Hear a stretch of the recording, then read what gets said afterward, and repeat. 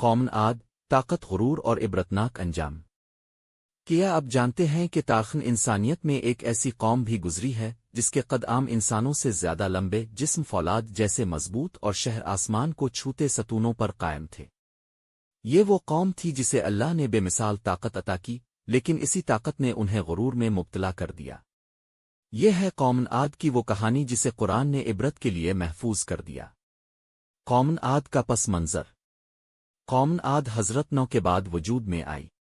یہ لوگ احقاف کے علاقے میں آباد تھے جو موجودہ یمن اور عمان کے درمیان ریتلے صحرا تھے۔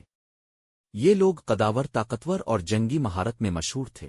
بڑے بڑے پتھر اٹھانا، اونچے محلات بنانا اور مضبوط قلعے تعمیر کرنا ان کے لیے عام بات تھی۔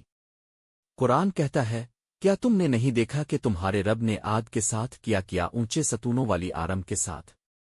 آرم ذات العماد، گمشدہ شہر۔ قوم عاد نے ایک شاندار شہر تعمیر کیا جسے آرم ذات العماد کہا جاتا ہے۔ یہ شہر بلند ستونوں، خوبصورت محلوں اور مضبوط دیواروں پر مشتمل تھا۔ لوگ دور دور سے اس شہر کو دیکھنے آتے، مگر اس شان و شوکت نے قوم عاد کو اللہ سے غافل کر دیا۔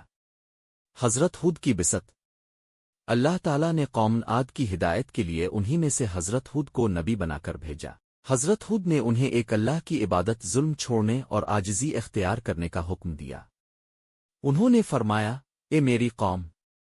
اللہ کی عبادت کرو، اس کے سوا تمہارا کوئی معبود نہیں۔ قوم کا رد عمل اور تکبر۔ مگر قوم عاد نے انکار کر دیا۔ انہوں نے کہا، ہم سے زیادہ طاقتور کون ہے؟ انہوں نے حضرت ہود کا مذاق اڑایا اور کہا کہ یہ صرف ایک انسان ہے جو ہمیں ہمارے معبودوں سے روکنا چاہتے ہیں۔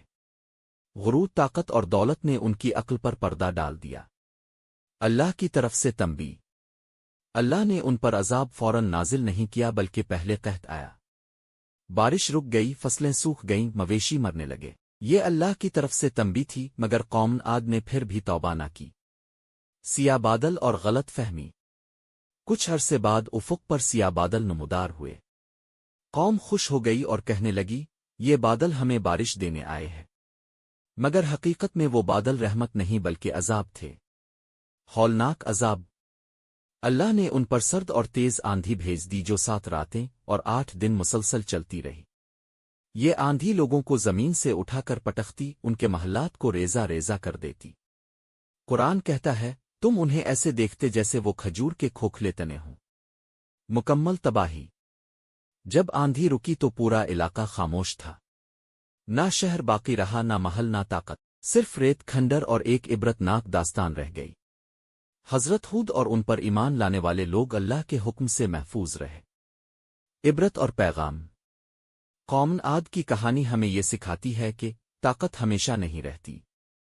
غرور سب سے بڑی تباہی ہے۔ اللہ کے سامنے عاجزی ہی نجات کا راستہ ہے۔ آج کی جدید دنیا بھی اگر غرور میں مبتلا ہو جائے تو انجام مختلف نہیں ہوگا۔ مزید ایسی زبردست اسلامک اور انٹرسٹنگ ویڈیوز دیکھنے کے لیے ہمارے چینل کو سبسکرائب کریں۔ انشاءاللہ مزید اس سے بھی اچھی اور بہتر آپ کو سٹوریز دیکھنے کو ملیں گی۔ والسلام، آپ کا پیارا بھائی جہانگیر بدر۔ امید ہے کہ آپ کو یہ سٹوری اچھی لگی ہوگی۔ میں نے تو اپنی طرف سے بڑی کوشش کی ہے کہ آپ کو اچھی لگے۔ آپ دوست کامنٹ کر کے بتا سکتے ہیں کہ یہ سٹوری آپ کو کیسی لگی ہے۔